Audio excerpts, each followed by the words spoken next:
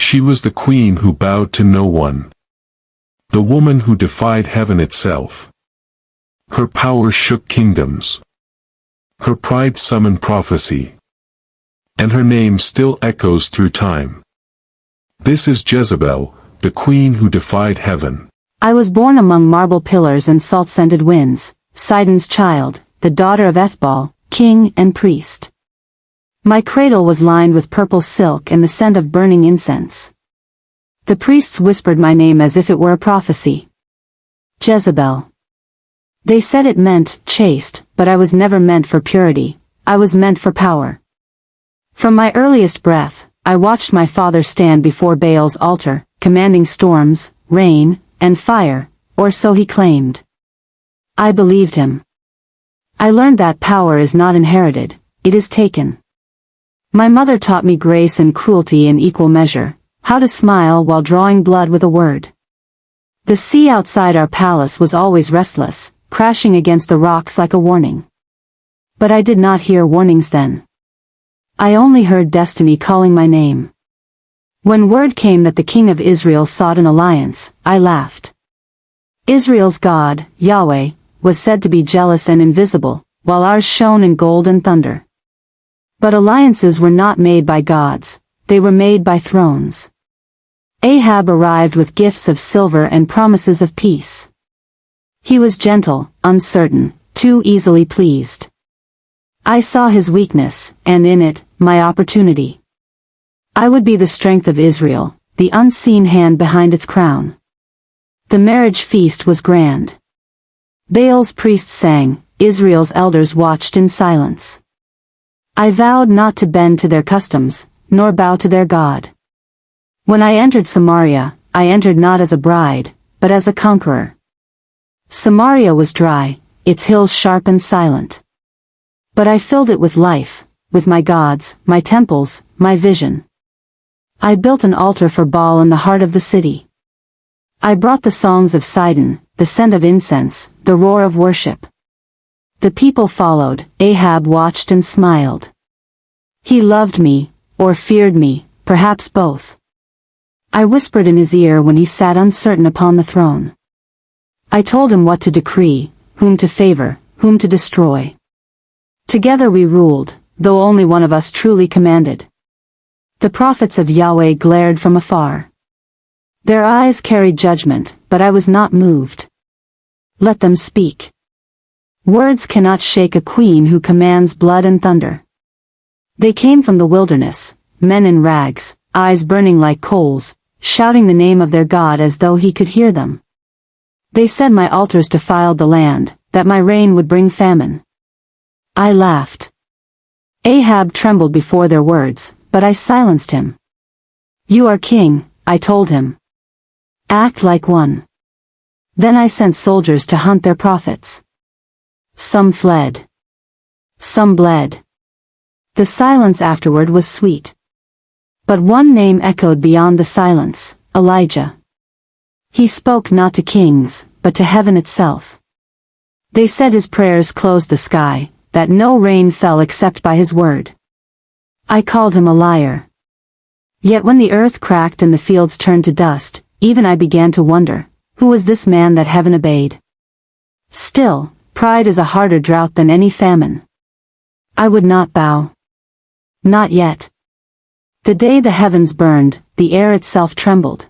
I remember the rumors, that Elijah had summoned Israel to Mount Carmel to prove whose God was real.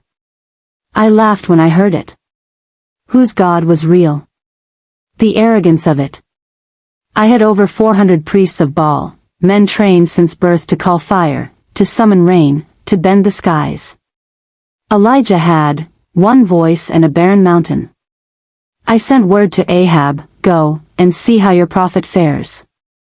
I stayed behind in Samaria, certain that the mountain would echo with Baal's thunder. The day was hot, dry, the kind of heat that makes the earth thirst for flame.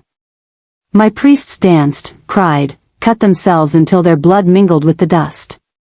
Still, the heavens were silent. Then came the news, Elijah had mocked them. Mocked me. He had poured water over his altar, lifted his face, and called upon his invisible God. And the fire came.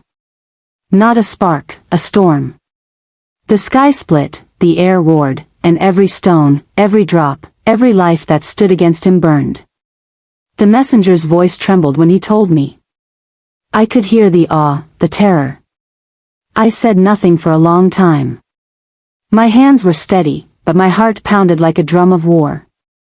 I whispered to myself, it was a trick. It must be.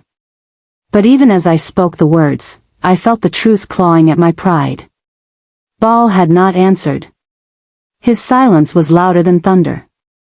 When Elijah's fire faded, so did the hearts of my people. They turned, weak, trembling, bowing before the God of Elijah as if I had never given them temples or glory. Ahab returned from Carmel with dust on his face and defeat in his eyes. He looked at me as though he had seen heaven itself. Jezebel, he said, Elijah's God has spoken. I felt something snap inside me. My voice was cold as the edge of a blade. Then let his prophet die before the sun sets. He did not answer. He had no strength left to oppose me. So I wrote the words myself, a threat, sealed with my name. So let the gods do to me, and more also, if by this time tomorrow Elijah is not as one of those he has slain. The scroll was sent, the hunt began. But Elijah was gone. Vanished. As if the very wind obeyed him. I walked through my palace halls that night, the torches flickering against the walls like accusing eyes. My footsteps echoed, mocking me. I stood before Baal's altar and demanded fire again, and again there was nothing. My pride told me not to yield, but my spirit whispered fear. I silenced it. I would not bow to a God who had humiliated me. I would rebuild, reassert, and erase Elijah's name from Israel. I was Jezebel, queen of the north, daughter of Sidon. And I would not be broken by one man's prayer. Time is a cunning liar. It dulls shame and sharpens greed. Months after the fire of Carmel, Ahab came to me again, but this time not as a prophet's victim, but as a child denied his toy. He wanted a vineyard, a small piece of land belonging to a man named Naboth. Sell it to me, he had said. But Naboth refused, saying it was his father's inheritance. Ahab returned home sulking, lying on his bed like a spoiled child. When I entered his chamber, he turned his face away and muttered, "He will not give it to me." I laughed, a low, cruel laugh that even I still hear sometimes in the wind. "Are you not king in Israel?" I asked. "Does a farmer deny you soil?" He said nothing. So I acted. I took his seal, wrote letters in his name, and sent them to the elders of Naboth's city. The letters accused him of blasphemy. Two worthless men bore false witness. And when the sun rose the next day, Naboth lay dead under stones. I remember the smell of the vineyard when we claimed it, sweet with crushed grapes and something else, something iron. Ahab rejoiced, I smiled. But somewhere, far away, I knew Elijah was watching. And he came. Oh, he came. His shadow filled the courtyard as he spoke his curse. "In the place where dogs licked the blood of Naboth, shall dogs lick your blood, even yours. And the dogs shall eat Jezebel by the wall of Jezreel." Ahab trembled again, I did not.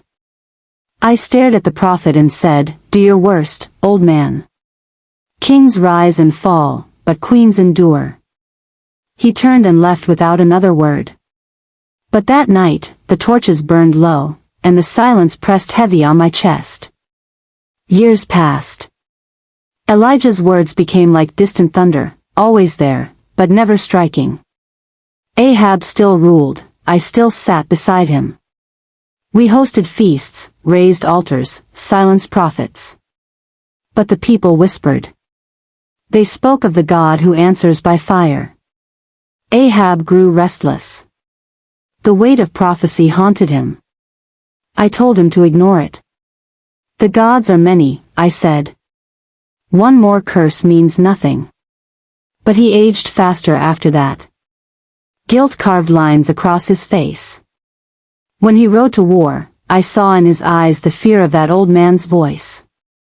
And when the chariot returned without him, his blood washed from the armor, his body lifeless, I remembered the words. In the place where dogs licked the blood of Naboth, shall dogs lick your blood. They did. The servants whispered it in terror. The prophecy had found him. And I felt the first crack in my throne. I told myself I would not end as he did. I would not bend, I would not beg. If heaven wanted Jezebel, it would have to tear her from her palace. The palace was quieter after Ahab's death, too quiet. His laughter, his doubts, his endless questions had vanished with the last breath he gave on the battlefield. The servants walked softly now, as though afraid to awaken ghosts. But I was not made for silence.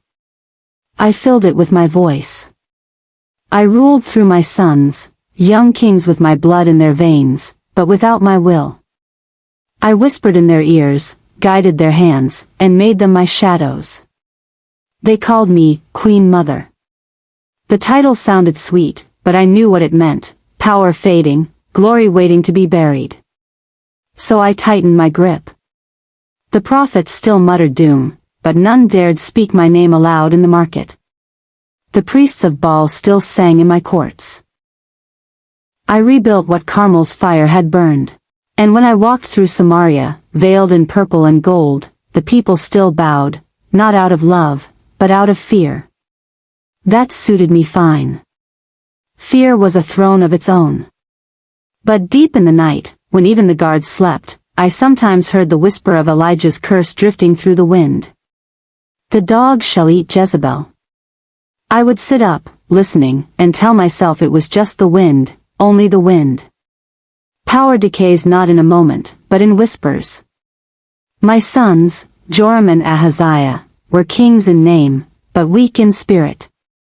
The northern throne trembled under their indecision, and Judah mocked us from the south. I still held the palace, still ruled from behind the veil, but the kingdom that once trembled beneath my voice now murmured against me. The priests of Baal grew fewer, the prophets of Yahweh grew bold again. Every drought, every storm, every loss in battle, the people said, it is Jezebel's curse. Let them say it. I had faced worse than words. Still, something shifted. The soldiers no longer met my eyes with loyalty but with unease. The old guard, men who had sworn by Ahab's crown, were gone. And new ones whispered of Jehu, the general, strong, ruthless, rising from the dust of war like a flame looking for fuel. I watched his name spread like a rumor of fire. Jehu, they said, rides like the wind and kills like judgment. And in my heart, I knew, judgment was coming. But I did not run. I would not hide. If Jehu came, he would not find a trembling widow. He would find a queen, painted, poised, unbroken. It happened quickly, faster than even prophecy could whisper. Jehu rose from the battlefield with a sword dripping in rebellion.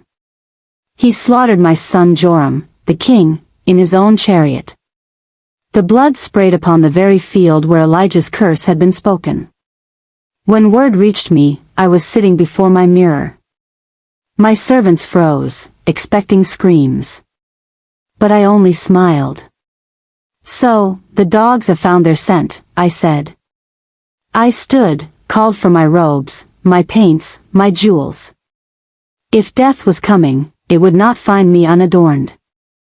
The mirror reflected not an old queen, but the woman who had once defied heaven itself, proud, fierce, eternal.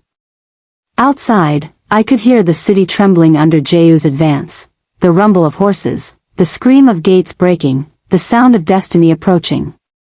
But inside, I was calm. Every stroke of coal upon my eyes was defiance. Every ring upon my fingers was remembrance of the empire I had built. I whispered to my reflection, let them fear Jezebel one last time. I stood by the window of the upper chamber as Jehu's chariot thundered through the gate. The sun was low, painting the sky in red, the color of judgment, the color of queens. I leaned from the window, looking down upon him.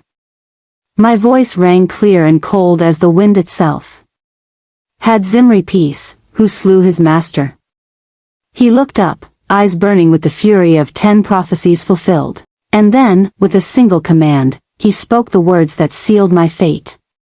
Throw her down. I turned, my gaze sweeping across the faces of my own servants, the eunuchs who had once bowed to me. For a heartbeat, none moved. And then they did. The air rushed around me, the world tilted, the stones rose to meet me. I remember the shock, the sudden silence. I did not scream.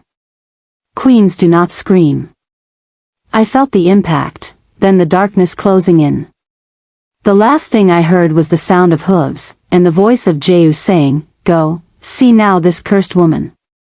I died as I had lived, proud, defiant, and unbowed. The prophecy was fulfilled, yes. But even in death, they still speak my name. And that, perhaps, is a kind of immortality. The world faded into silence. For a time, there was nothing, only darkness, and the taste of blood and dust upon my tongue. Then, faintly, I heard laughter.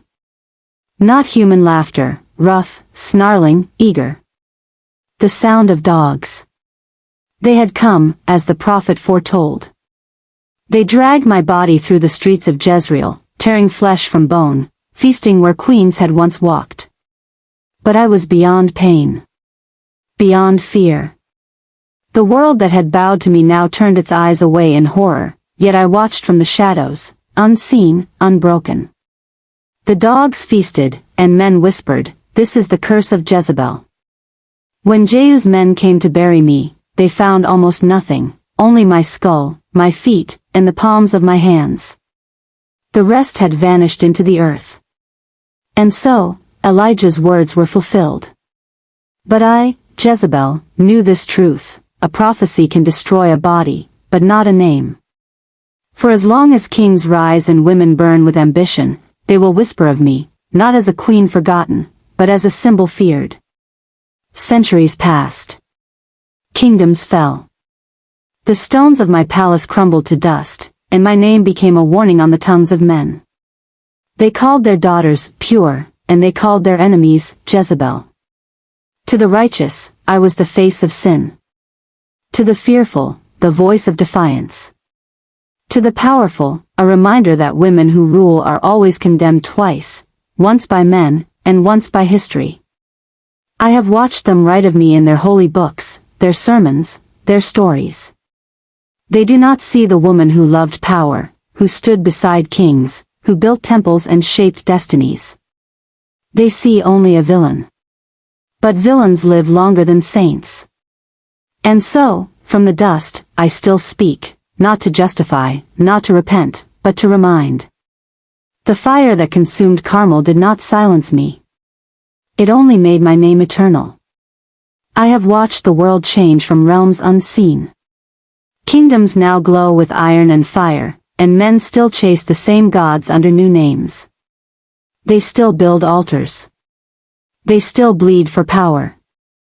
They still condemn the women who dare to stand beside them. Sometimes, I wonder if Elijah's fire ever truly left the world, or if it burns now in every war, every judgment, every whisper that calls a woman evil for being strong. Was I evil? Perhaps. But I was also alive. Fiercely, fully alive. I live not in shadows, but in flame. And flame, even when it destroys, still gives light. Let the prophets curse me, let the preachers warn against me. Yet, in their warnings, they speak my name. And that, my dear listener, is how queens never die. I am Jezebel. Daughter of Ethbaal, Queen of Israel, bride of Ahab, enemy of prophets, shadow of fire. I have been dead for centuries, and yet, you know my name. They wrote my story to warn you, but perhaps, secretly, to remember me. I am the echo of every woman who would not bow, every queen who dared to speak, every soul that refused to surrender to silence. Yes, the dogs feasted. Yes, the prophets triumphed. But still, they cannot erase me. History belongs not only to the righteous, but to the relentless. And I, Jezebel, am relentless. Tell them I was here. Tell them I lived, and that even heaven trembled to silence me. And so ends the tale of Jezebel, the queen who defied heaven. A woman of power, pride, and passion, remembered not for her beauty, but for the storm she carried in her soul. History wrote her name as a curse. But her story remains a warning, and a mirror. For when pride burns brighter than truth, the fire always returns. Even in her fall, Jezebel reminds us that in every kingdom, in every heart, there is a battle between the voice of power and the whisper of obedience. Which one will rule in you? If this story moved you, don't forget to like, share, and subscribe to Faith Circle for Women, where every story of the women in Scripture comes alive. Their strength, their struggles, their legacy. Turn on notifications, so you don't miss the next story. And tell us in the comments. What lesson did Jezebel's life leave in your heart? This was Jezebel, the queen who defied heaven. Until next time. Stay inspired. And stay faithful.